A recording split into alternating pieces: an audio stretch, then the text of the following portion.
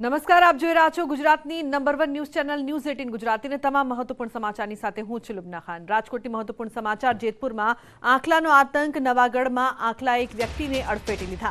આંખલાની અડફેટે આ વ્યક્તિ આવતા તેની ઈજા પહોંચી છે। રખડતા ઢોરને પાંજરે પૂરવાની સ્થાનિકો માંગ કરી રહ્યા છે।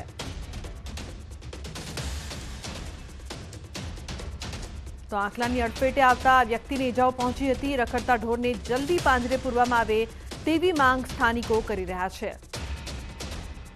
તો હાલ આ વ્યક્તિ સારવાર હેઠળ।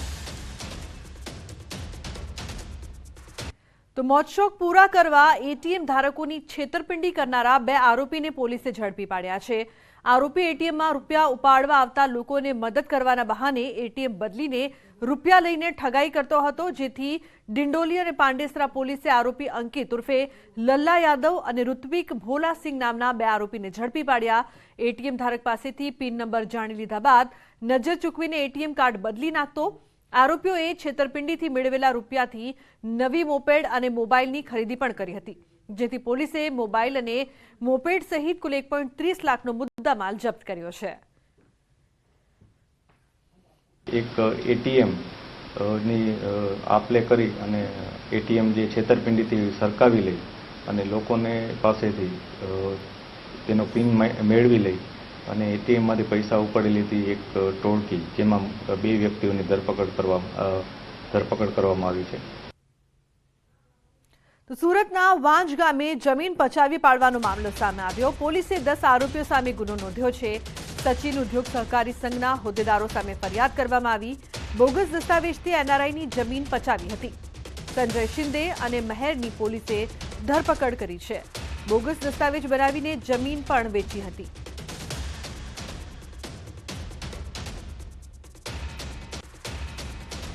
તો દ્વારકામાં હોટલ બુકિંગના નામે છેતરપિંડી કરતા 5 આરોપીઓ પોલીસના સકંજામાં આવ્યા છે। સાયબર ક્રાઇમે ફેક વેબસાઇટ બનાવનારા અને ડમી પ્રી એક્ટિવેટેડ સિમ કાર્ડનું વેચાણ કરતા આરોપીઓને ઝડપી પાડ્યા છે। વડોદરા, મધ્યપ્રદેશ અને રાજસ્થાનથી 5 આરોપીઓને ઝડપી પાડ્યા છે। 50થી વધુ ફેક હોટલ બુકિંગની વેબસાઇટ બનાવીને છેતરપિંડી આચરી હોવાનો પણ ખુલાસો થયો છે। વડોદરાના મોનાક પટેલ તેમજ અન્ય અગાઉ પકડાયેલા આરોપીઓ ગ્રાહકોના સિમ કાર્ડ મેળવવા માટે જે પીઓ સેન્ટર હોય છે એના ઉપર આ લોકો નોકરી કરતા હોય છે અને ગ્રાહકોને સિમ કાર્ડ એક્ટિવેટ નથી થયું એ રીતની ખોટી માહિતી આપી અને એમનું સિમ કાર્ડ પોતે રાખી લઈ અને ફરીથી નવું સિમ કાર્ડ એક્ટિવેટ કરીને આપતા હોય છે। સમાચારમાં આગળ વાત સુરતની। સુરતમાં વધુ એક સરકારી કચેરીમાં ચોરી થતા ખળભળાટ મચી ગયો। ડિંડોલી વિસ્તારમાં એક શાળાના કમ્પ્યુટરની ચોરી થઈ હતી। જોકે ચોરીના ઘટનાની ફરિયાદ માટે શિક્ષકો દ્વારા પોલીસ મથકના ધક્કા ખાવા પડ્યા હોવાનો આક્ષેપ થયો છે। ડિંડોલીમાં દિન દહાડે નગર શિક્ષણ સમિતિ ક્રમાંક 257ની શાળામાંથી 3 લેપટોપ મળી 1.35 લાખની ચોરી થઈ હતી। આ મામલે શાળાના પ્રિન્સિપાલે આક્ષેપ મૂક્યો છે કે ડિંડોલી પોલીસે ફરિયાદ નોંધવામાં સમય લગાડ્યો છે। પોલીસ સાથે અનેક સંઘર્ષ કર્યા બાદ પોલીસ ફરિયાદ નોંધી હતી અને પ્રિન્સિપાલ દ્વારા ફેસબુકમાં પણ તેમની વેદના ઠાલવતા લખ્યું હતું। 4 કલાક જેટલો બેસાડી રાખ્યા, પાછા સાંજે બોલાવ્યા, સાંજે પણ 4 કલાક જેટલું બેસાડીને સતત 8 કલાકના સંઘર્ષ પછી એ પણ રીતસરની લડાઈ કર્યા પછી અમારી ફરિયાદ નોંધવામાં આવી છે। એમાં પણ એફઆઈઆરમાં મેં જેવું લખાયું છે એવું લખ્યું નથી, એમનું મનગઢંત એફઆઈઆર લખી દીધેલી છે। અમદાવાદના શહેર કોટડામાં થયેલી હત્યાનો આરોપી પકડાઈ ગયો છે। હત્યાના ગુનામાં વોન્ટેડ આરોપીની અમદાવાદ સાયબર ક્રાઇમે ધરપકડ કરી છે। હત્યા કર્યા બાદ આરોપી છેલ્લા 7 મહિનાથી ફરાર હતો। જોકે શહેર પોલીસ કમિશનરના ધ્યાનમાં આ બાબત આવતા જ તેમણે તાત્કાલિક આરોપીને પકડવા સાયબર ક્રાઇમને સૂચના આપી હતી અને સાયબર ક્રાઇમની અલગ અલગ ટીમો બનાવીને કુખ્યાત આરોપીને ઉત્તર પ્રદેશથી ઝડપી લેવામાં આવ્યો હતો। સાયબર ક્રાઇમના પોલીસ કર્મીઓએ ઘણા દિવસથી ઉત્તર પ્રદેશમાં ધામા નાખ્યા હતા। ત્યાં લોકલ બાતમીદારો થકી આરોપી તેના સંબંધીના ત્યાં છુપાયો હોવાની માહિતી મળી હતી, જેથી દિવસ દરમિયાન પોલીસ ત્યાંની લોકલ રિક્ષામાં લોકલ ડ્રેસ પહેરીને વેશ પલટો કરીને અવરજવર કરીને આરોપી પર વોચ રાખતી હતી। તપાસ તેજ કરતા પોલીસે ઉત્તર પ્રદેશમાં મોડી રાત્રે જ આરોપી જે મકાનમાં હતો ત્યાં રેડ કરી ત્યારે તે બીજા માળેથી કૂદીને ખેતરમાં ભાગ્યો હતો। થોડે દૂર સાયબર સેલના માણસો ખેતરમાં છુપાયેલા હોવાથી આરોપીને ખેતરમાંથી ઝડપી પાડી જીવના જોખમે ઓપરેશન પાર પાડ્યું હતું. ટેકનિકલ એનાલિસિસ તથા હ્યુમન રિસોર્સિસથી આરોપીની લોકેશન મેળવેલું અને જેને આરોપીને ઉત્તર પ્રદેશના ફૈઝાબાદથી પકડાઈ આવેલો હતો અને હાલ એને આરોપીને શેરપકડા પોલીસ સ્ટેશનને સોંપેલો છે. તો સાબરકાંઠાના ઈડરમાં એપીએમસીમાં દરોડામાં તપાસની કામગીરી દરમિયાન લાખોનો મુદ્દામાલ જપ્ત કરવામાં આવ્યો છે. 12 કલાકથી ચાલી રહેલા સર્ચ ઓપરેશનમાં ચોખાનો કાળો કારોબાર ઝડપાયો છે.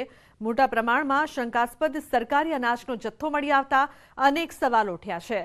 એપીએમસીના ગોડાઉનમાંથી લાખોનો મુદ્દામાલ કબજે કરવામાં આવ્યો છે. અને મહત્વપૂર્ણ સમાચારની વાત કરીએ તો દાહોદ નગરપાલિકાએ 3 દિવસમાં 30 જેટલી દુકાનો સીલ કરી દીધી છે. બાકી નીકળતા ટેક્સની વસૂલાત માટે પાલિકાએ લાલ આંખ કરી છે. વારંવાર નોટિસ આપવા છતાં દુકાનદારોએ ટેક્સ ન ભરતા અલગ અલગ વિસ્તારોમાં દુકાનોને સીલ મારી દેવાયા છે. ત્રીજા દિવસે ગોદી રોડ નૂર સ્ક્વેર બિલ્ડિંગ બાજુમાં આવેલા MKI ટાવરની 12 દુકાનો તેમજ સી સર્કલ પાસેની 2 દુકાનો સીલ કરી દેવાઈ હતી. તો હિંમતનગર શહેરમાં પાણીની ટાંકી તોડી પડાઈ છે. પાલિકા દ્વારા તોડી પડાઈ છે ટાંકી. 1973માં શહેરમાં પ્રથમ બનાવવામાં આવી હતી ટાંકી. પોલીસ બંદોબસ્ત દ્વારા તોડી પડાઈ છે જર્જરિત ટાંકી. ટાંકી તોડી પાડતા લાઈવ દ્રશ્યો સામે આવ્યા છે. તો જોઈ શકાય છે કઈ રીતે ટાંકી તોડી પડાઈ છે, જેના દ્રશ્યો પણ સામે આવ્યા છે. મહત્વનું છે કે હિંમતનગર શહેરમાં પાણીની આ ટાંકી તોડી પડાઈ. તો પાલિકા દ્વારા ટાંકી તોડી પાડવામાં આવી હતી, જેના દ્રશ્યો સામે આવ્યા. મહત્વનું છે કે 1973માં આ ટાંકી બનાવવામાં આવી હતી, જે ખૂબ જ જૂની હતી. આ ટાંકી તોડી પડાતા લાઈવ દ્રશ્યો જોવા મળ્યા છે. હજુ તો શિયાળાની સરખી વિદાય પણ નથી થઈ, ત્યાં રાણપુરમાં પાણીની પારાયણ શરૂ થઈ ગઈ છે. અહીં પાણીની અછતની સમસ્યા નથી, પરંતુ અહીં તો પાણીના સંગ્રહની સમસ્યા છે. જી હા, 50 વર્ષ જૂની અને જર્જરિત ટાંકીના કારણે પાણીનો પૂરતો સંગ્રહ નથી થઈ શકતો. તો સાથે 20 વર્ષ પહેલા બનેલો ફિલ્ટર પ્લાન્ટ પણ શોભાના ગાંઠિયા સમાન બની રહ્યો છે. વર્ષ 2003માં લોકાર્પણ થયેલો ફિલ્ટર પ્લાન્ટ એક પણ દિવસ શરૂ કરાયો નથી. ત્યારે હાલ રાણપુરમાં પીવાના પાણીની સમસ્યા તો છે, સાથે જર્જરિત ટાંકીના કારણે મોટી દુર્ઘટનાનું જોખમ પણ તોડાઈ રહ્યું છે. સરપંચ દ્વારા અનેક રજૂઆત છતાં ગામમાં પાણીની ટાંકી અને સંપ સહિતની સુવિધાઓ આપવામાં આવી નથી રહી અને ગામ લોકોને પાણીના અભાવના કારણે અનેક મુશ્કેલીઓનો સામનો કરવો પડે છે. ત્યારે વહેલી તકે આ સમસ્યાનો ઉકેલ આવે તેવી ગામ લોકો માંગ કરી રહ્યા છે.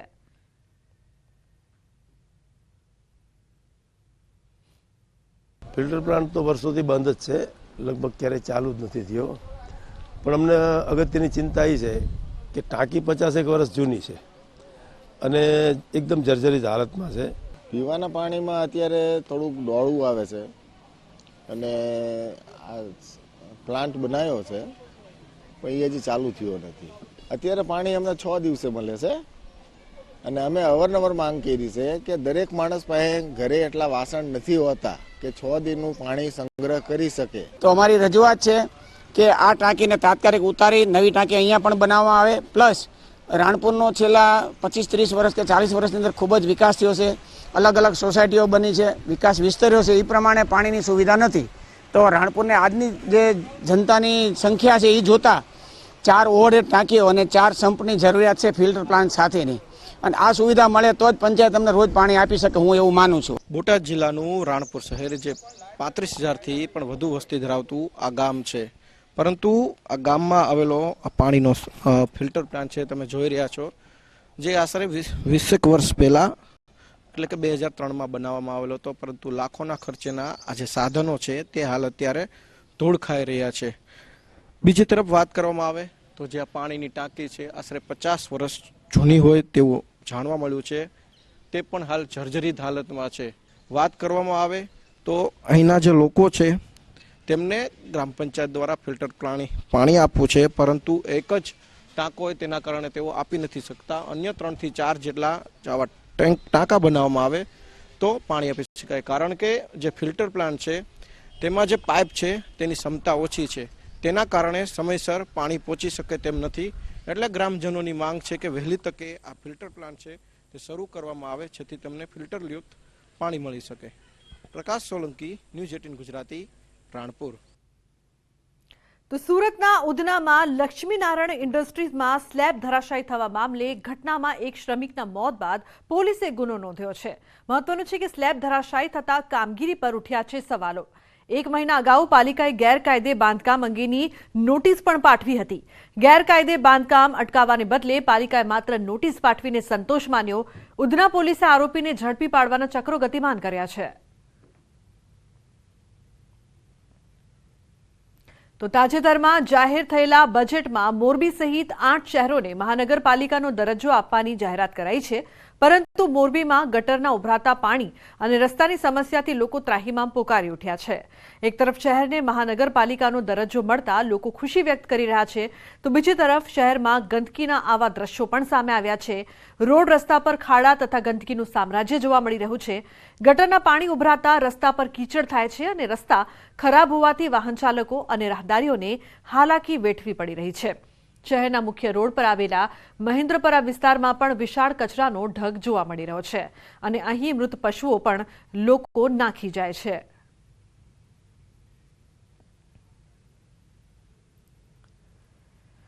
અને આ ધોરી માર્ગ એ મૂનનગરનો લાથી પ્લોટનો અહીંથી પબ્લિક એટલી નીકળે, આ કુંડીની અંદર ગરી જાય, કેટલાયને વાગી ગયું હોય અને બાયણે કાઢવા પડે, ઢાંકણું બંધ નથી, ખુલ્લી ગટરો પડી. અહીંયા છેલ્લા 5 વર્ષથી આ ગંદકી થાય છે. રોડ ધમધમતો છે, રોડમાં કાંઈ સુધારો આવ્યો નથી. આપણને એમ હતું કે મહાનગરપાલિકા બનશે તો આપણને સુવિધા મળશે, એવી કાંઈ હજી સુવિધા મળી નથી આપણને. એવું ને એવો કચરો નાખી જાય છે. અહીંયા નગરપાલિકાના કચરો વધારે હોય છે. અહીંયા વારંવાર રજૂઆત કરવા છતાં આ પાણી તમે જોઈ શકો છો. આ નહીં હોય તો 4 થી 5 રજૂઆત કરી, પણ કોઈ પાણીનો નિકાલ નથી, નહીં કોઈ ઉકેલ આવ્યો. મારી એક જ રિક્વેસ્ટ છે કે આ પાણી વહેલા તકે બંધ થાય. તો સુરતના ઉધનામાં કન્સ્ટ્રક્શન દરમિયાન શ્રમિકના મોત મામલે 2 લોકોની ધરપકડ કરવામાં આવી છે. પોલીસે પ્લોટ માલિક અને કોન્ટ્રાક્ટર સામે ગુનો દાખલ કરીને ધરપકડ કરી છે. સ્લેબ ધરાશાયી થવાની ઘટનામાં 3 લોકો ઇજાગ્રસ્ત થયા હતા અને તપાસ દરમિયાન ખુલાસો થયો છે કે 1 મહિના પહેલા મનપાએ ગેરકાયદે બાંધકામ અંગે નોટિસ પણ આપી હતી.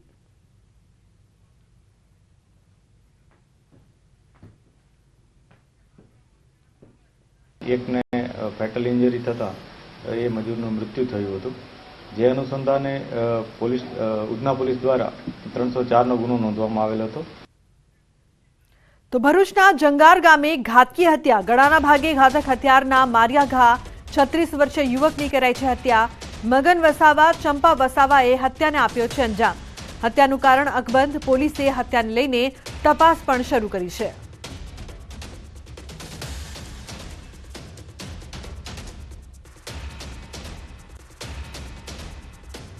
બનાસકાંઠાના કર્માવત તળાવ ભરવા માટે પાલનપુર વડગામ વિસ્તારના ખેડૂતોની બેઠક યોજાઈ. લોકસભા ચૂંટણીના પડઘમ સામે વડગામના જલોત્રા ખાતે ખેડૂત બેઠક યોજાઈ હતી. વડાપ્રધાન અને મુખ્યમંત્રીએ જાહેરાત કરવા છતાં કર્માવત તળાવમાં પાણી ન નખાતા ખેડૂતોમાં રોષ જોવા મળ્યો. કર્માવત તળાવમાં પાણી ભરોના સૂત્રોચ્ચાર લાગ્યા હતા. પાલનપુર વડગામ તાલુકાના 125 ગામડાઓમાં સિંચાઈના પાણી માટે ખેડૂતો મારી રહ્યા છે વલખા. 30 વર્ષથી ખેડૂતો કર્માવત તળાવ ભરવાની માંગ પણ કરી રહ્યા છે. તો રમાવત તળાવમાં પાણી નાખવા માટે ફરી એકવાર ખેડૂતોએ આંદોલનની ચીમકી ઉચ્ચારી છે.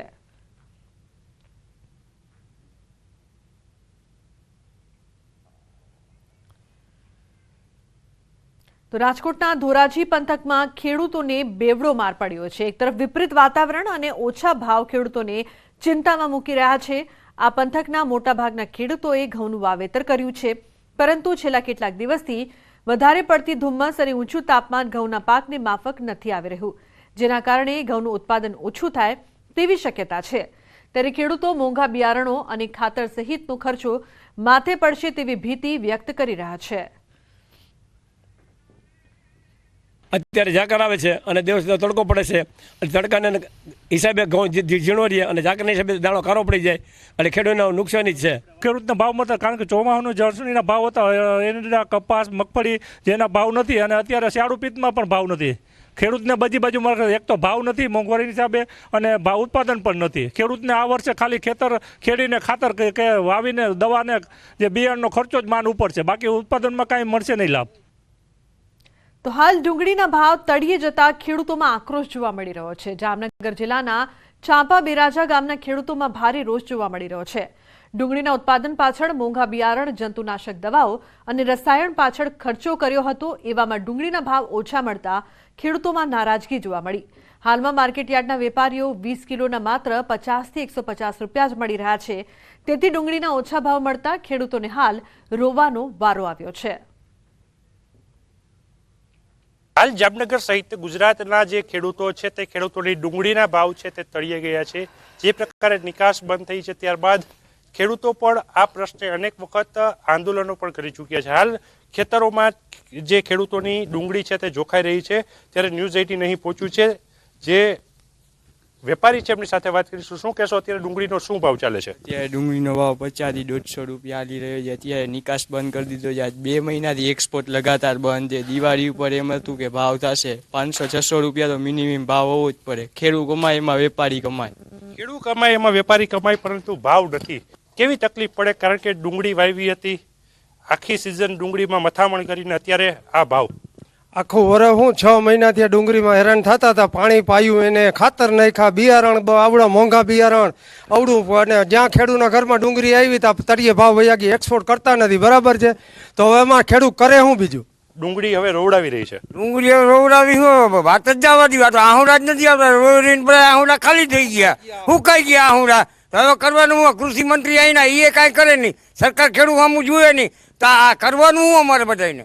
ડુંગળીનું બજેટ તે દિવસે બગડશે જ્યારે આયાત કરવી પડશે. ત્યારે જામનગરના જે આ ખેડૂતો છે તે ડુંગળીના ભાવ તળિયે ગયા છે. ત્યારે નિકાસ ફરી ચાલુ થાય, એક્સપોર્ટ ફરી ચાલુ થાય તેવી માગણી કરી રહ્યા છે. 50 થી 150 રૂપિયે મણ ડુંગળી વેચાઈ રહી છે. ત્યારે જે પડતર ભાવ છે તે પણ નથી મળી રહ્યો. ત્યારે ક્યાંક ને ક્યાંક ફરી આક્રોશ છે તે કૃષિ મંત્રીના જિલ્લામાં જોવા મળી રહ્યો છે. કિંજલ કારસરિયા, ન્યૂઝ 18 ગુજરાતી, જામનગર.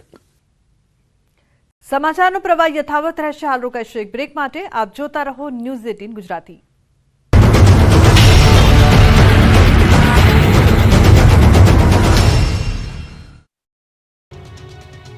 બનાસકાંઠાના પાલનપુરમાં મારામારીનો વિડીયો વાયરલ થયો. લાઇબ્રેરીમાં વાંચવા ન દેવા અને જમીન મામલે બોલાચાલી થઈ હતી. આ બોલાચાલી બાદ મામલો બીચક્યો હતો. આરટીઓ કચેરી સામે મારામારીની ઘટના બની. સમાજની જમીન ભાડે આપી દેવા મામલે બોલાચાલી થઈ હતી. ત્યારબાદ લાઇબ્રેરીમાં વિદ્યાર્થીઓને વાંચવા ન દેવામાં આવતા હોવાનો આક્ષેપ મુકાયો. છેલ્લા 15 દિવસથી વિવાદ ચાલી રહ્યો હતો અને ત્યારબાદ મામલો બીચકતા બંને પક્ષો વચ્ચે છૂટા હાથની મારામારી થઈ. આ ઘટના મામલે પાલનપુર પૂર્વ પોલીસ મથકે સામસામે 10 લોકો સામે ફરિયાદ નોંધાઈ છે. આ તરફ રાજકોટ પીજીવીસીએલ કચેરી બહાર ત્રીજા દિવસે ધરણા યથાવત રહ્યા. પીજીવીસીએલ ભરતી કરવાની માંગને લઈને 1000થી વધારે ઉમેદવારો છેલ્લા 2 દિવસથી ધરણા પર બેઠા હતા. હવે ત્રીજા દિવસે પણ કચેરી બહાર અનિશ્ચિતકાળના ધરણા યથાવત રહ્યા. વિદ્યાર્થીઓ સાથે એનએસયુઆઈની પણ સતત ત્રીજા દિવસે લડત યથાવત જોવા મળી. મોટી સંખ્યામાં વિદ્યાર્થીઓએ કચેરી બહાર ધરણા ઉપર બેસી વિરોધ નોંધાવ્યો. રાજ્યમાં ફરી પડશે કાતિલ ઠંડી. 3 દિવસ બાદ ઠંડી ધ્રુજાવશે.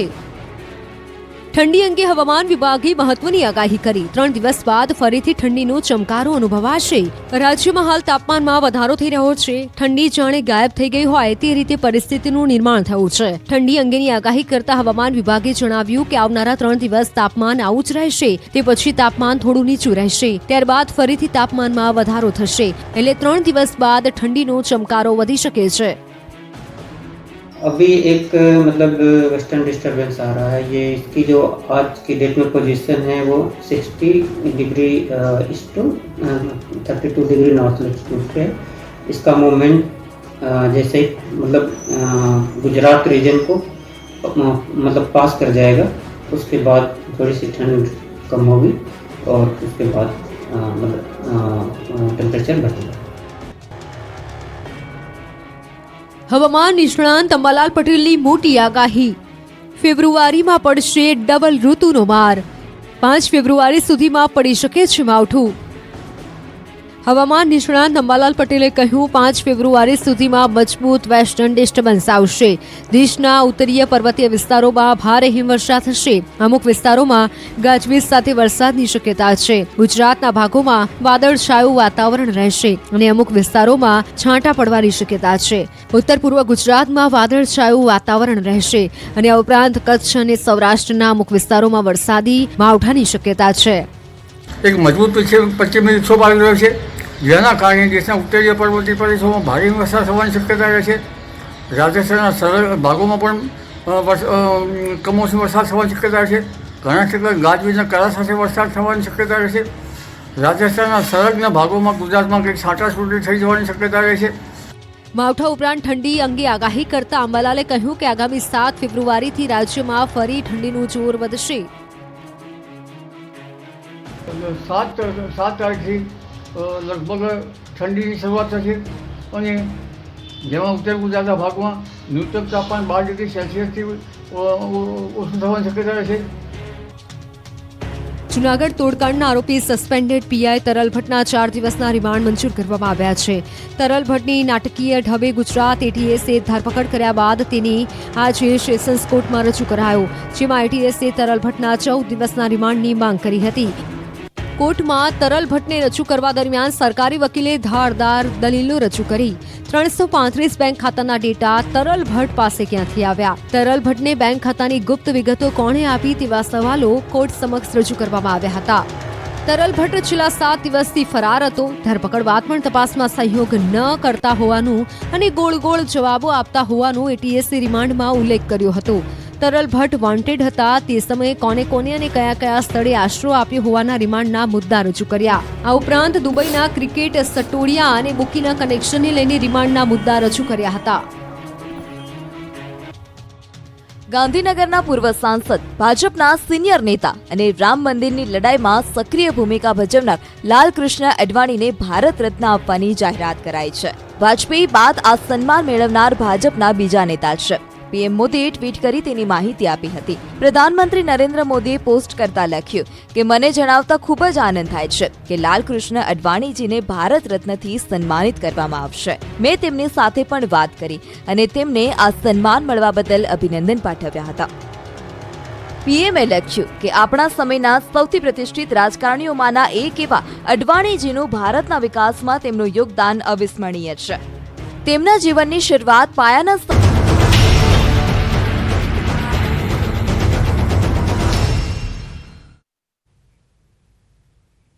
Welcome back. સમાચારમાં આગળ વાત કરીએ તો જૂનાગઢમાં 16મી અખિલ ભારતીય ગિરનાર આરોહણ અવરોહણ સ્પર્ધા યોજાઈ હતી, જેમાં હરિયાણાના રાહુલ બલવાનસિંહ લોહાન અને બહેનોમાં ઉત્તર પ્રદેશના તામસીસિંહ ચોથી વખત વિજેતા બની હતી અને જુનિયર ભાઈઓમાં હરિયાણામાં વિકાસ અને જુનિયર બહેનોમાં ગુજરાતના જસુ ગરેજા વિજેતા બન્યા હતા. પ્રથમ ક્રમાંક મેળવનારને 1 લાખનું ઇનામ આપવામાં આવ્યું હતું. मैं 4 बार भी फर्स्ट थी और मेरा रिकॉर्ड भी यहीं पे है. मैं सोच रही थी और कम कर दूंगी, बट 2 महीने से मुझे फीवर हो रहा था तो मैं प्रैक्टिस नहीं कर रही थी 2 महीने से. फिर भी मैंने अपनी टाइमिंग अच्छा किया और फर्स्ट किया और पता नहीं था कि मुझे इस बार प्राइज़ बढ़ा दिया है, क्योंकि प्राइज़ मिलता है तो हम लोग को थोड़ा वो हो जाता है कि हम लोग घर से बाहर रहते हैं, घर से उतने खर्च नहीं मिल पाते, तो तैयारी के लिए थोड़ा सा सपोर्ट हो जाता है. पिछली बार मेरी 2nd पोजीशन थी और अब की बार मेरी 1st पोजीशन है और यहाँ अब की बार मेरा फर्स्ट है और मुझे 1 लाख रुपए कैश प्राइज़ मिला है और जिससे मैं बहुत ज़्यादा खुश हूँ. अगले बार हम और मेहनत करेंगे और हरियाणा से और बच्चे भी आएंगे. તો સુરત નજીક અંત્રોલીમાં સરદામ ધામનું ખાતમુહૂર્ત કરવામાં આવ્યું. કેન્દ્રીય મંત્રી પુરુષોત્તમ રૂપાલા અને મનસુખ માંડવિયા તેમજ રાજ્ય ગૃહમંત્રી હર્ષ સંઘવીની હાજરીમાં ભૂમિપૂજન કરાયું. આગામી 3 વર્ષમાં વિવિધ પ્રકારની સુવિધાઓ સાથે એક મોટું સંકુલ નિર્માણ પામશે, જેમાં લગભગ 10,000 વિદ્યાર્થીઓ અભ્યાસ કરીને પોતાના જીવનને દિશા આપશે અને પોતાના સપનાઓ સાકાર કરશે. 31 વીઘા જમીનમાં 500 કરોડના ખર્ચે 2 ફેઝમાં સંકુલ આકાર પામશે. સુરત ઝોન આયોજિત આજે 500 કરોડનું શૈક્ષણિક સંકુલ એવં સિવિલ સર્વિસ કેન્દ્ર, વિવિધ પ્રકારની એકેડમીનું કેન્દ્રીય મંત્રી શ્રી રૂપાલાજી, માંડવિયાજી અને ઉદ્યોગિક, સામાજિક, પ્રોફેશનલ મિત્રોની ઉપસ્થિતિમાં ભૂમિપૂજન સંપન્ન થયું. આમાં આપણે 31 વીઘામાં બનવા જઈ રહ્યું છે, જેમાં પ્રથમ ફેઝમાં આપણે અલગ અલગ સ્કિલ ડેવલપમેન્ટ સેન્ટરો હશે અને 500 જેટલી રૂમો છે. ટોટલ આપણે સમગ્ર ગુજરાતમાં 10,000 દીકરા દીકરીઓને શિક્ષણ આપી શકાય એવી વ્યવસ્થા આપણે ઊભી કરી રહ્યા છે સરદારધામમાં. તો બુલેટિનમાં હાલ બસ આટલું જ. તમામ મહત્વપૂર્ણ સમાચાર માટે આપ જોતા રહો ન્યૂઝ 18 ગુજરાતી. નમસ્કાર.